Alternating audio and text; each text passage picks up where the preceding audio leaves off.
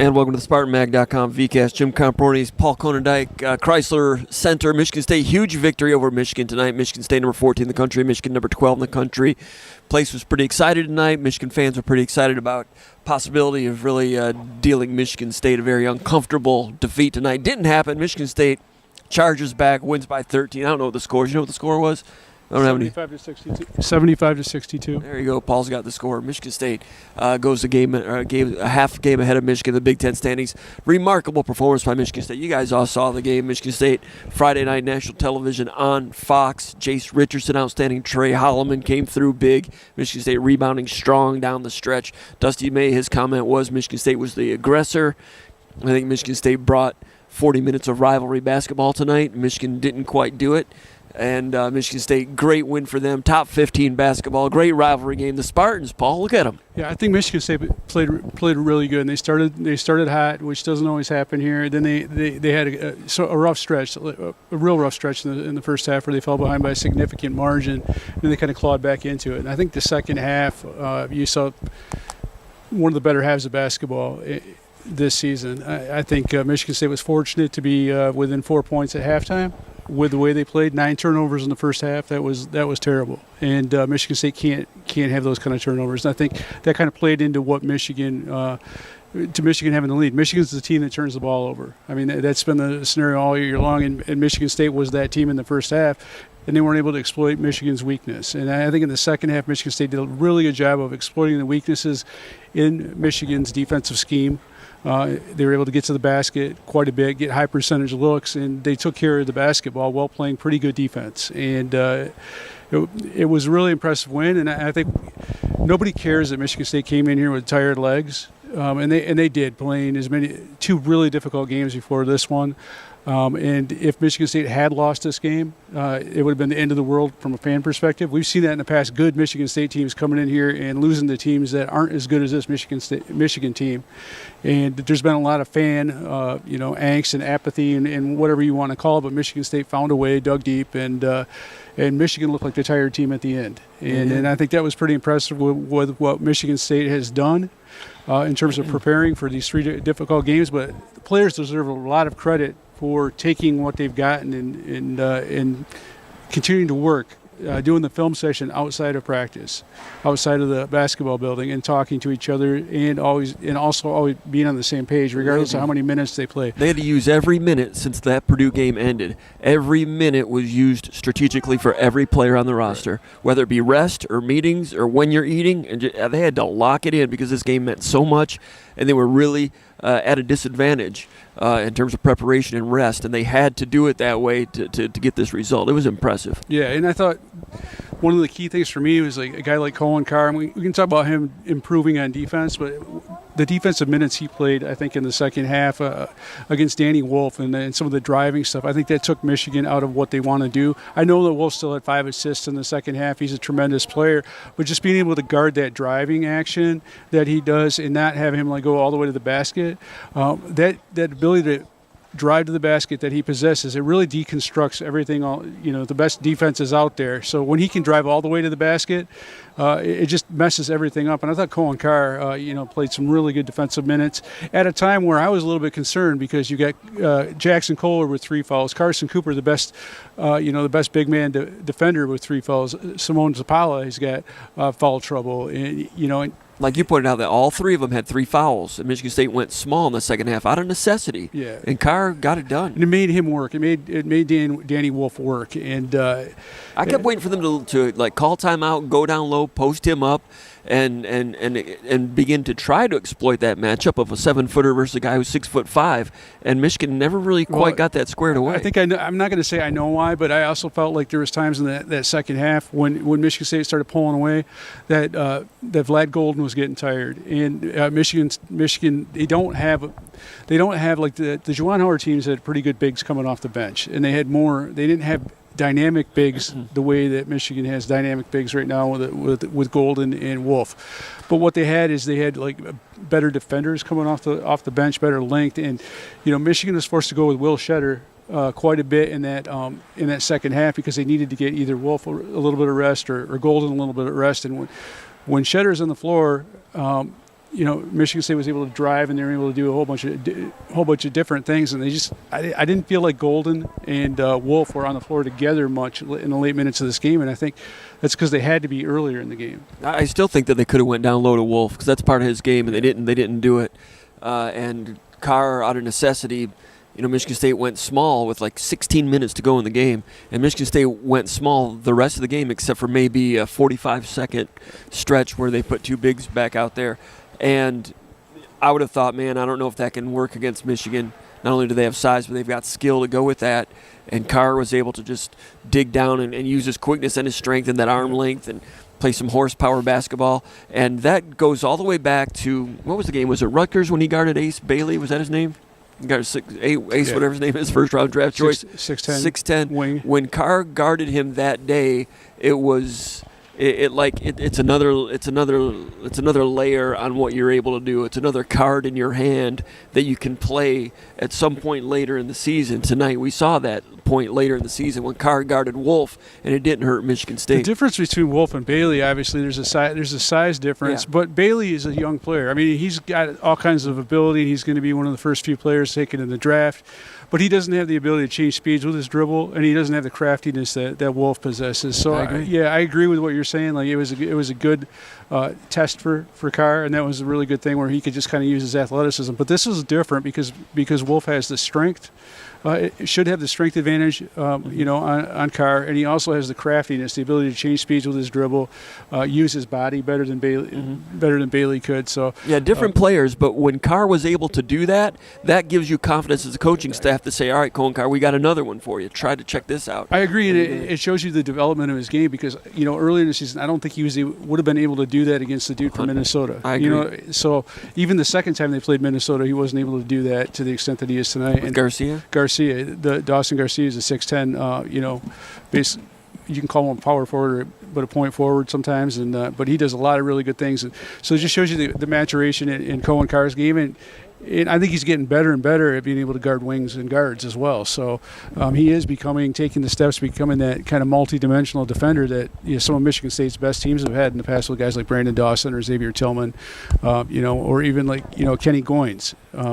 They've always had a guy that's like 6'5" to 6'8" or whatever that can guard multiple positions. And he's getting better as the season goes along, not only in those areas, but as a passer. We saw with a really good pass against Purdue the other day, and we didn't want to say too much about it in practice, but I remember after a practice about 2 weeks ago, I said to Jake Liskow, I'm like, how many assists does Carr have on the season? He had like 8 at the time. I'm like, that's going to increase because that part of his game is improving also.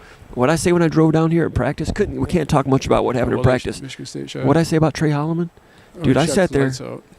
I saw him make like 30 straight three-pointers after practice on Wednesday. Can't write that because what things that happen in practice, you can't give away scouting information. But, when I wrote a couple things after the Purdue game, 18 hours after that game at practice, and one of the articles I wrote, I said, they practiced pretty well. My first question to Tom Izzo after practice on Wednesday was like, you guys look pretty good today. That was a total understatement, Paul. They looked great. Didn't want to say that. Izzo didn't want to say it. Sometimes, they have a good practice, then you lose, and people get sick of that. But that's the best I've seen in practice all year was Wednesday, 18 hours after that Purdue game. And not everybody continued to be hot because Akins was one of the guys that was hot Wednesday night, and he wasn't hot tonight. My guy Booker shot really well on Wednesday. Anyway, and he made one tonight. But Holloman, wow, 3 straight three-pointers. I'm not surprised by anything he does because we've seen him do this before. We've seen him like against North Carolina. I have never seen him shoot like he shot on Wednesday. No, I'm not saying that. I'm impressed.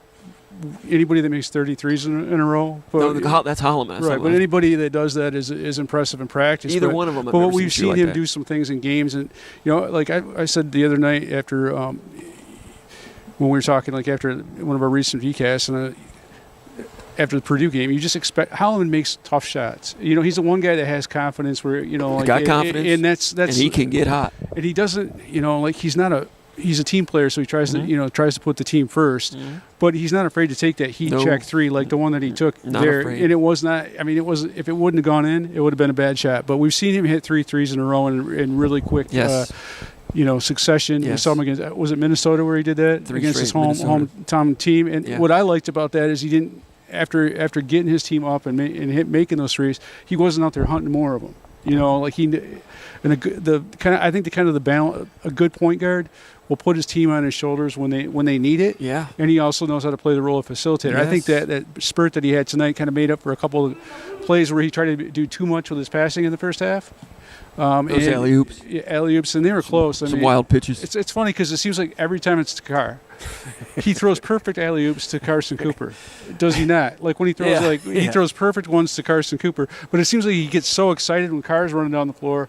Like He throws on the upper deck. yeah, exactly, which is kind of funny because you're thinking Carson Cooper, there's nobody that Carson Cooper would rather have him throw a lob than Trey Holloman. But Holloman made up for it in that second half, and I thought he played really good defense. And I also thought, that second half, just point guard play in general, between him and Jeremy Those Fears, that was a different level of Fears. Now, I know he banked in the three-pointer, and God bless him for that. He deserves it because he's been working hard, but he needed that half. And if you're looking at Michigan State and you're saying, hey, what can this team do, in the postseason or towards the rest of the Big Ten? If Jeremy Fears can get downhill like that and have the confidence to score like we've seen him do at other times during the year, aside from this this scuffling patch that he's going through, I think that Michigan State's in really good shape. And I told you, I think it was earlier this week, that Jeremy Fears is the one guy that maybe I'm not as worried about because he's got that innate self-confidence. He might be going through a tough time, but he's got the supreme belief in self that he's going to fight through it. Now I think Trey Holloman's the same type of guy, and it's good to have those two guys playing well tonight. But if you can get 39 points combined from Jace Richardson and Trey Holloman, you're going to be doing pretty good. And I thought Jaden Akins also had, he shot the ball not very well tonight, but he also had some moments where he made some big plays. And I think in the past, when he was coming up, there was times where his offense dictated what his defense did. But Jaden Akins, I think he's grown up a lot. He showed a lot of maturity tonight. And we talk about how difficult that 7-day stretch has been. Jaden Akins played both ends of the floor, and every single minute he was on the floor in all three of those games. And it does not surprise me. I thought he looked a little bit tired at times tonight, but Michigan State showed a lot of grit tonight. Yeah, Izzo said he's done a lot of things in coaching in 30 years, and he said he's not sure he's ever had a 7-day succession like this. I assume it's going to come back on here in a second.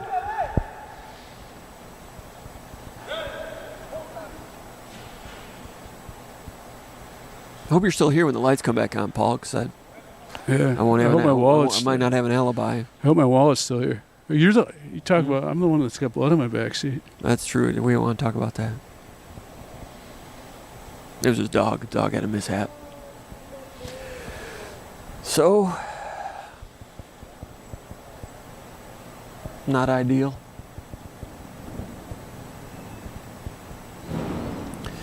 Let this keep rolling, Paul. I'm going to say, we got a new sponsor at On3. It's Roback Activewear. All right.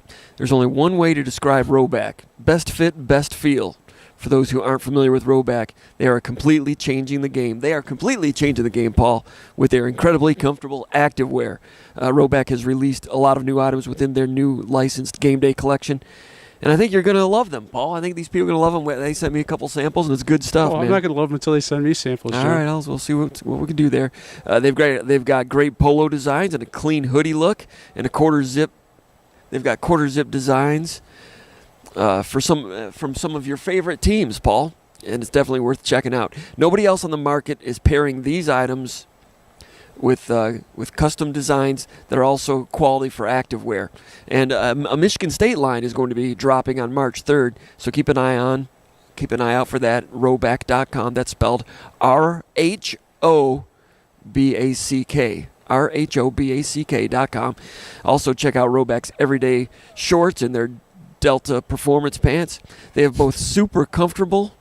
And they are both super comfortable, Paul, with an elastic waistband and great fabric, and it's great stuff. Roback is also involved with NIL. They've signed multiple college football players from the past and present, and other ones across the country. So check it out. Oh, here's the big deal: you get 20% off with the code Spartan.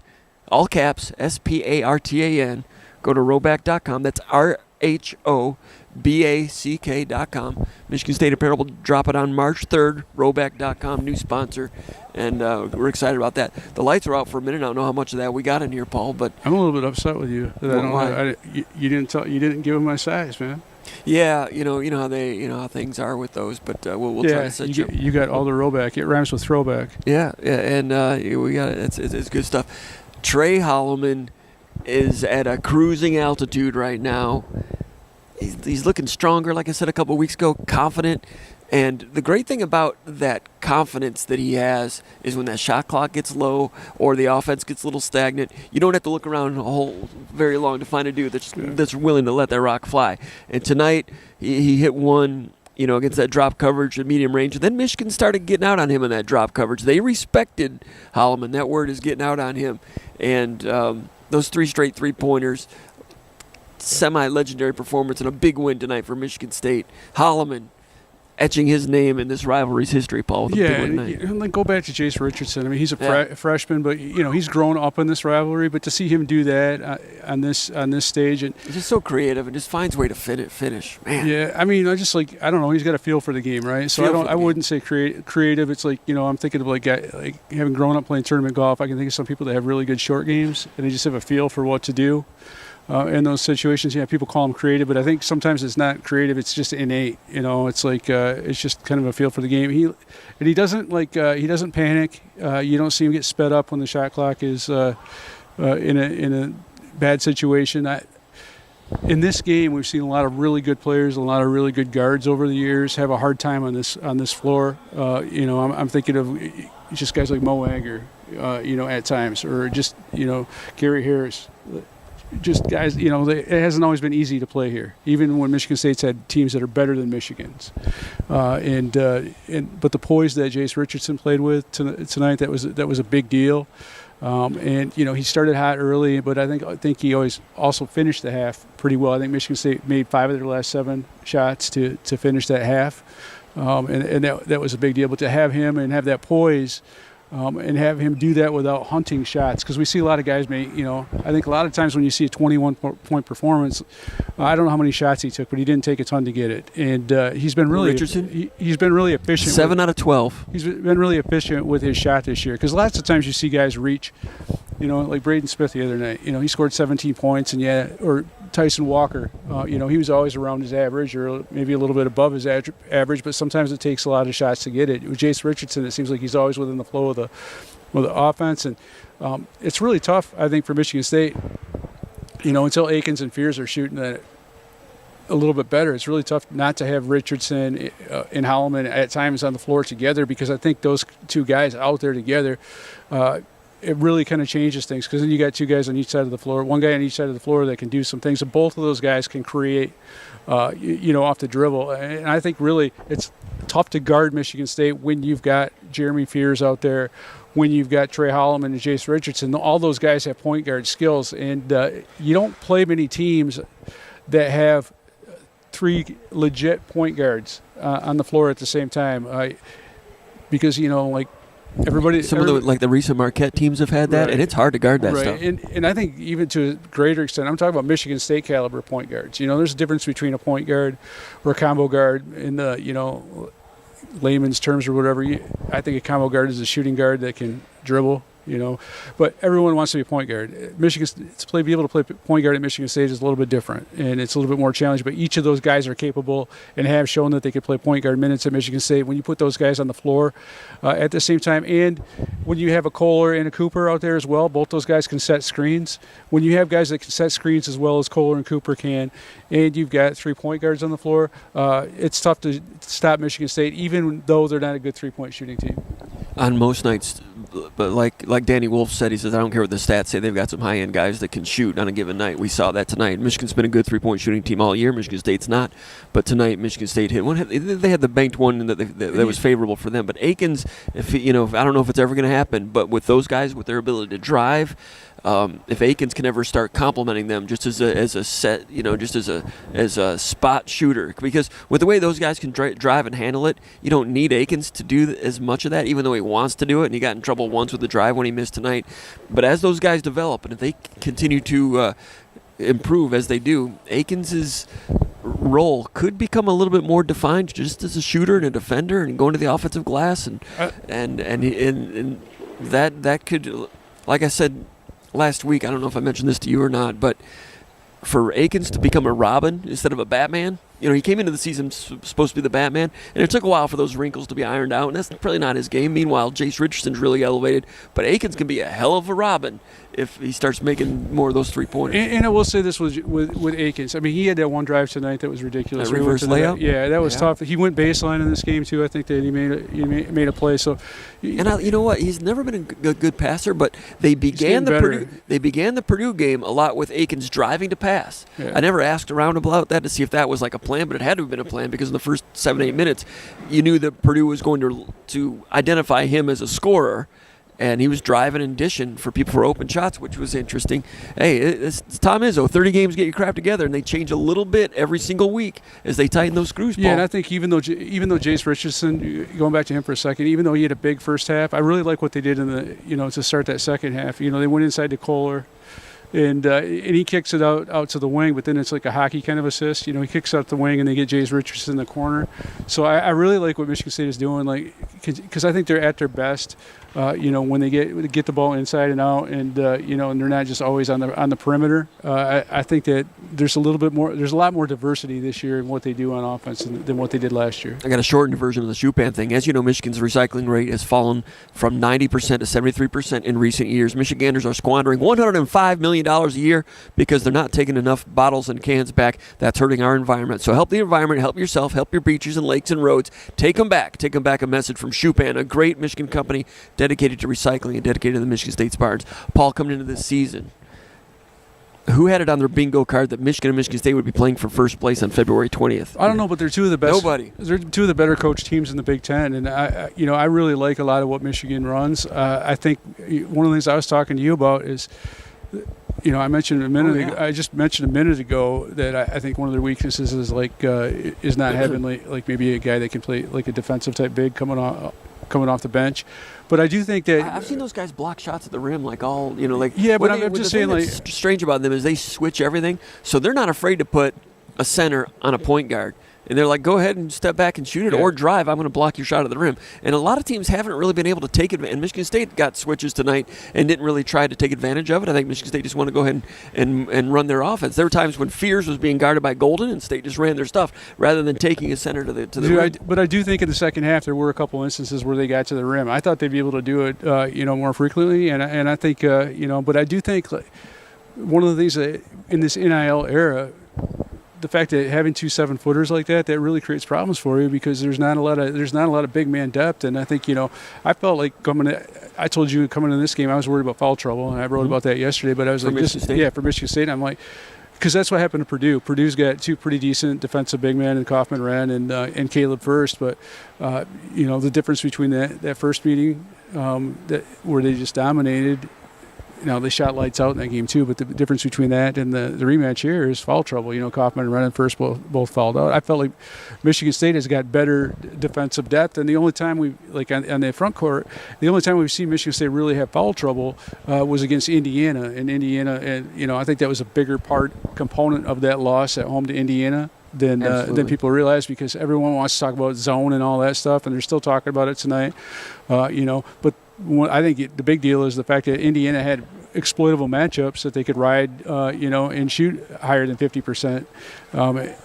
Once Cooper was on the bench. Then they could go to work with Malik Renault. And I felt like, I was really worried about that in this game. But Michigan State really threw a lot of different guys at those two at their front court, and I was impressed that Jackson Kohler is the only Michigan State big man that played 20 minutes or more. Everyone else had Shimon Spala 16 minutes, Carson Cooper 19 minutes, Cohen Carr 19 minutes, Xavier Booker had 8 minutes. So it's because they went small for about 16 minutes. Right, in the but second it's a luxury that not a lot of other teams have, because a lot of times you just have to roll with it.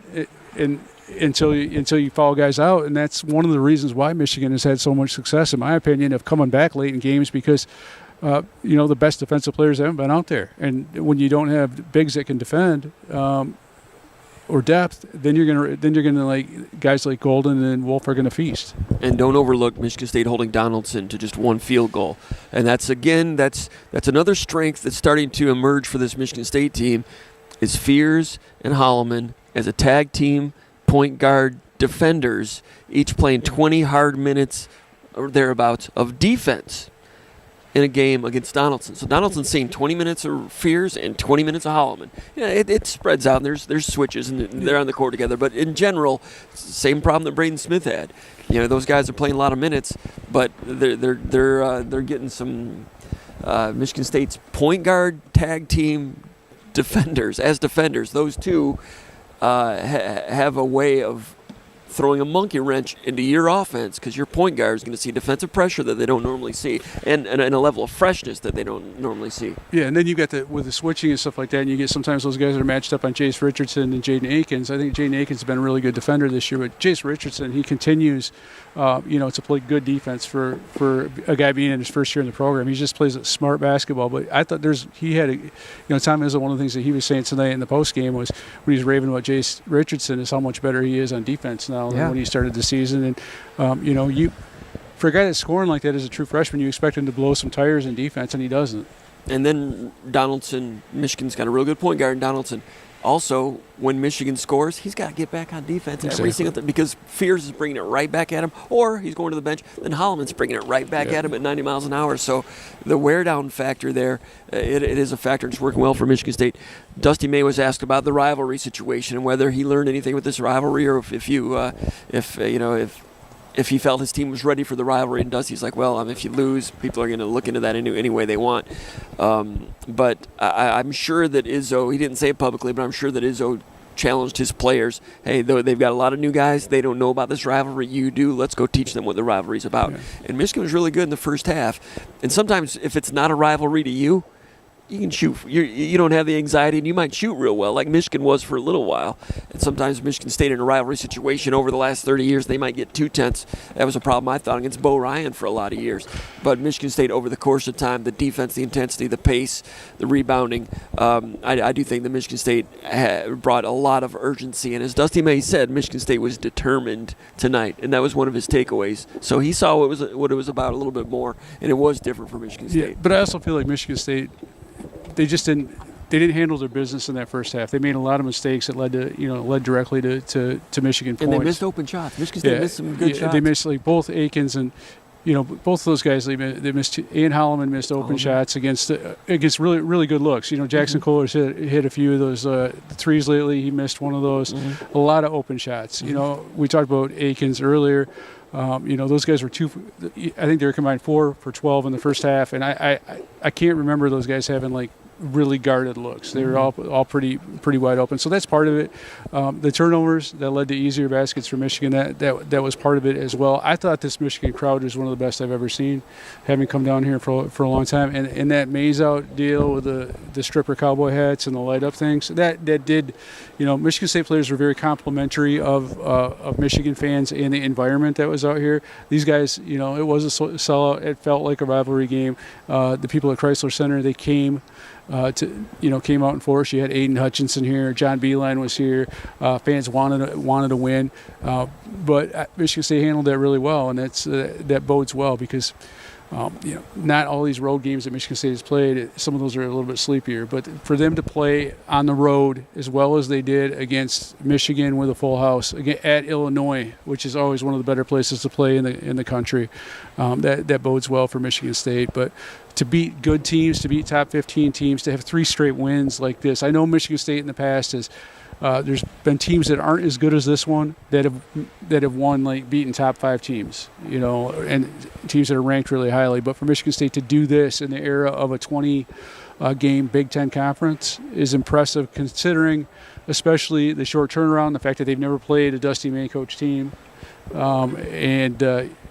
there's a lot of differences between each of the last. Illinois is the only one that was the second time they played them. So, there's a lot of new stuff. And to see what Michigan State did against Purdue, taking away some of their bread and butter, to see how they defended this in the second half, it was really impressive and high-level stuff. Kudos to Michigan State's players, but also Michigan State's coaching staff, because they've done a really good job with scouts and they've been spot on. And I know Sadie Washington had the scout for this game, but, it felt, and the players indicated as much, that everyone was all in, and it was a group effort. They were the program plugged in this week, NCAA tournament style, plugged in. You mentioned at the beginning of the VCast that the second half might have been Michigan State's best second half of the year. Think about how many times we've said that in the last three games. Second half at Illinois, second half against Purdue. Some of it's strength in numbers, some of it's just second half against Oregon. Second half against Oregon. It's becoming a trend that Michigan State in the second half is a handful. They may not have, people say they may not have a go-to guy. They've got a go-to guy. Jace Richardson bails them out in the first half when things aren't going well. And we've not seen a lot of late game, tight situations. I thought we might see that tonight. 2-point game, 2 minutes to go. Who are you going to go to? It never really got to that. It kind of was. I mean, it felt like that at the 7 or 8, 9 minute mark. And then Michigan State kept on, Michigan State is still doing substitution pattern even that deep into a game. Right. End of game, who we going to. We still don't really know where Michigan State is in that. We saw it a little bit with the USC, UCLA, but it's not something they've had to do a lot of. But we can see that Holloman is the quarterback in late game situations, and he's comfortable with it, and the team's getting more comfortable with it too. Yeah, the other thing I think you're seeing is bigs are getting better at passing out of different situations. I think, that's – and I think the screening is progressively getting better as well. Michigan State's an evolving team, but, these guys haven't been overtaxed. You don't have guys I don't know how many minutes Danny Wolf played tonight, 39, 38. You don't have that going on with Michigan State. So, they wouldn't have been able to survive tonight if they'd been playing a 7-man rotation. Right. You and I talked about that right before Izzo's press conference. Everyone that wants, and I know there's people on our message board that talk about, you only need 6 guys, but Michigan State doesn't win this game, or possibly win the Purdue game by being mentally fatigued and physically fatigued. A lot of Michigan State teams, when you look at stats and you look at stats late in the season, I remember even some of those Cassius Winston teams, they look good statistically shooting the three, but Cassius Winston was playing a ton of minutes and he wasn't hitting as many threes. Even going into the NCAA tournament, he went from being a 40% three-point shooter or leading the Big Ten in three-point shooting at 45% or whatever, getting progressively less effective as the season went on. And so Michigan State, you're seeing Jace Richardson be able to hit some big shots. You're seeing Trey Holloman be able to hit some big shots. I don't necessarily expect that receding. I know they're not a good three-point shooting team, but there's a lot of teams that are good three-point shooting teams that are becoming not good three-point shooting teams, Illinois being one of them, just because of wear and tear and all that type of stuff. And you think Michigan State, they're fresh as they can be this time of year. So I know people want to say, strength of numbers, this and that. And next time they lose a game, it's going to be because they played too many guys. But in this game, it mattered. Absolutely. It mattered in this game because earlier in the season, you've had 10 guys in a rotation. Trey Holloman doesn't get to the point where he can hit those crazy shots, unless he's a consistent 20-minute guy off the bench. You don't get that by just saying, hey, by the way, we're just going to elevate your role because someone else is starting to wear down. It's got to be worked at. And, otherwise Northwestern would be shooting lights out with their guys and they just unredshirted. Did I mention that they've had the biggest game of the year for 3 straight games? That was the point I made earlier in the year that, the Illinois game was the biggest game of the year at that point. Absolutely. And then the Purdue game was the biggest game of the year at that point. And then this was the biggest game of the year. They've had the biggest game of the year in 3 of the last 7 days. Yeah, and they've answered the bell on all those, and they trailed those games, and it's really impressive what they were able to do and keep it together to make this happen. I guess the thing that impresses me most about in some of these games is you see that, you talk about not having the really close games at the end. Michigan State's been able to get punched, counter punch, and then the other team will go on a run, and you see a lot of games like that, and the other team will go ahead and stay ahead. But Michigan State has been able to, every time a team gets close, they've been able to find ways to get stops or get scores to go on ahead, and so it's not. I think they will be ready for a late game type of situation, more so prepared than they were at UCLA and at USC. But they haven't had to because the defense has been so good in combination with them making the plays that they need to late in games. And they've been smart late in games. I've been impressed with a guy misses a shot. You get an offensive rebound. There's 3 minutes left on the clock, right?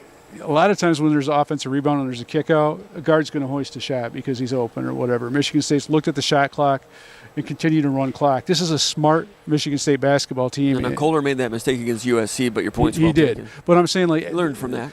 These guys are getting smarter. Their guards they've got smart guards, and you don't see, like, it's hard to have that balance of being aggressive as a guard and looking for your shot, and then in a late game situation to be like, hey, I'm gonna burn clock. But these guys are smart and they care about their teammates, and it shows in the way they play. It's not like because one of the guys is 3 points away from a double-figure scoring night that he's going to go hoist a three instead of burning off a valuable 20 seconds or whatever from the clock. I appreciate the way these guys are playing basketball, and I appreciate the way they care for each other. It's I think, I know it's cliche, but the whole togetherness, the connectedness, I think it's real with this team, and it's shown in the last 3 games. I don't think they survived that stretch, the way they have without being a close-knit team. And when Tom Izzo was talking about them being having 5 losses in the conference, he was looking right at those 3 games when he was talking about, the lumps that you're going to take during conference play. That's why the Indiana game was so difficult for that team to handle, because they knew what they had coming up. But to their credit, they've responded, and they're in a position with 2 weeks left in the regular season to win a championship. And I don't think both of us thought this team would be maybe better than some people anticipated. Yes. But I don't think either of us thought they'd be in the position to win a championship. I didn't know who else was going to be good in the Big Ten, because you just don't know what teams are from year to year. Illinois had all these lottery pick type of guys coming in, but we really didn't know until the season unfolded. Didn't really know Michigan was going to be this good, but they've done a good job putting this team together for this year. Frankie Fiddler caught some heat real bad from Izzo a couple times because he got lost in transition defense a couple times. Right after Michigan State hit a nice basket on 2 occasions, he lost his guy on the other end, and Izzo blew a gasket, and Frankie caught it, and Frankie went back at him, and Izzo appreciated that. So they're all growing and learning together too. But hey, you can win. You beat Michigan by 13, biggest game of the year, but there's still going to be some hammers to some nails and some screws to be tightened as they try to keep getting better and better. 30 games, get your crap together. Yeah, none of those guys in the locker room were celebrating like it was like it was the biggest accomplishment in the world, and I think that's kind of the workman-like blue collar. We're going to enjoy this now, but we're going to keep on working. I think that's what separated this team in a lot of ways from a lot of other good Michigan State teams, or that recent Michigan State teams that I've covered. I've been impressed with the professionalism of this team. If you can say that for college kids, it's different. They're a different group of guys. Dude, practice on Wednesday, like Izzo said. Theoretically, you're supposed to give your team a day off on Wednesday. He said we couldn't do that because Michigan's too good. We had to get stuff done. And I'll say it again. I was at practice on Wednesday. This was 18 hours after the Purdue game ended. And they were going hard, and they were into some defensive coverages. They were just learning them, and the fears in those guys. They were the energy on defense. There was nobody just going through the motions. They had every reason to be tired, and I was really amazed with that practice. And it carried over to tonight. Now Maryland. Now Michigan State's got to make it stand up. Now they finally get a couple of days off. When it's time to answer the bell again, they need to go on the road and beat a very good Maryland team. Because theoretically, Maryland and Wisconsin, aside from Michigan State, are the 2 hottest teams in the Big Ten. Wisconsin's drilling threes from all 5 positions all the time. That'll be a week from Sunday at Breslin Center. The one at Maryland, you got any early thoughts about that one? I like Maryland a lot. I think they've got, Izzo said it tonight, that he's as impressed with their starters. I do think, like we were talking about the depth and the strength of numbers thing, I watched them play against USC. I was tired and I fell asleep during the game, but they can hit. They've got guys that can hit from all over the floor. Derek Queen reminds me of Zach Randolph, to be honest with you. I do think, however, that for a guy for that coach, Kevin Willard? Willard. Yeah, he's got a reputation as a defensive coach. This is kind of his most offensively skilled team that I can remember him coaching, but I do think that there's some opportunities in transition because they play so many guys so many minutes. I think that they're a little bit loose with their transition defense, and Derek Queen is good. As good as he is, sometimes because he's not like an elite athlete. He's got elite footwork, and he's got elite skills, and he's got an elite personality, but you can beat him up the floor sometimes. And I saw there's a few times where USC was able to get really good scoring opportunities before that Maryland defense got set. So Michigan State's going to have an A game from its point guards, and they're going to have to get rebounds, and they're going to have to do the transition thing. It's going to be interesting to see how they handle. Everyone talks about Derek Queen, but I think one of the real reasons why he's as good as he is Julian Reese is a veteran center who's been around for a long time, and he's one of the most. I've always felt he's been one of the most underrated bigs in the Big Ten, and everyone wants to talk about Derek Queen, but for a freshman to be that good, lots of times you have to have a tag team partner, and Julian Reese is kind of the guy that gives them the rim protection, to clean up some of the stuff that maybe Queen can't cover. Like I look at Great Asibor at Washington. They don't have a rim protector like Julian Reese over there. And I'm not saying that Great Asibor is anywhere like Derek Queen. I think Derek Queen's really good. He's got great footwork, but that's going to be a really tricky test. But Michigan State needs to get out and run, needs to take advantage of transition scoring opportunities, have to hit the mid-range jumper, because that's one thing against Maryland. They play some drop coverage as well that they've got to do. And when you're playing on the road, USC's coach was saying that the biggest key against playing Maryland is not to get blown out in the first half. If you can withstand that surge and not get blown off the floor with some of their shooting, they will let it fly. That little guy there will let it fly. They got lots of guys that'll let it fly, but if you can survive that barrage to begin with, they're kind of like Illinois in that aspect. They don't rebound quite as well as Illinois. They are a good rebounding team, but if you can survive that first half, then you got a chance against those guys. And Michigan State, I do know this, that they will be battle tested when they play Maryland. Absolutely. What were they down by Illinois? 16 points. Michigan State came back. 13 or 16. That's amazing that Michigan State is. My mom called me and she said it was because she's praying for her boys. Oh, good for her. She made it happen. She said our mom says she's a heck of a prayer warrior. It worked out. She's got one of those direct lines. That's good. Yeah. So I don't know if she's praying tonight. Probably not, but I'll bet she was. And one more thing, D'Antonio, when they get to this stage, D'Antonio would start saying every game becomes a championship game now, and that's where Michigan State is right now. That game at Maryland becomes a championship game. Game against Wisconsin back at home is going to be a championship game. Michigan State in position to win Izzo's 11th Big Ten regular season championship. A lot of work to do, but this one gave them the inside track, and everything we've seen winning 4 of the last 5. They've got the tools to do it, but a lot more to go. And now they can rest a little bit and get a little bit fresh and maybe even get better the next time we see them, Paul, because they keep getting better. It's been really astonishing to watch. And Tom Izzo doing a great coaching job, I might say. Paul Konendijk, we take that part of it for granted a little bit. And Dusty May's very good, but tonight we saw the 30-year veteran maestro, Tom Izzo, the Hall of Famer, come in here with a program, a team, a roster that was well-oiled to go all 15 rounds, and they got it done. Very impressive. Yeah. Anything else, Paul? For Paul Konendijk, my name is Jim Comparoni. Been watching the VCast here in Ann Arbor with the Spartans for SpartanMag.com.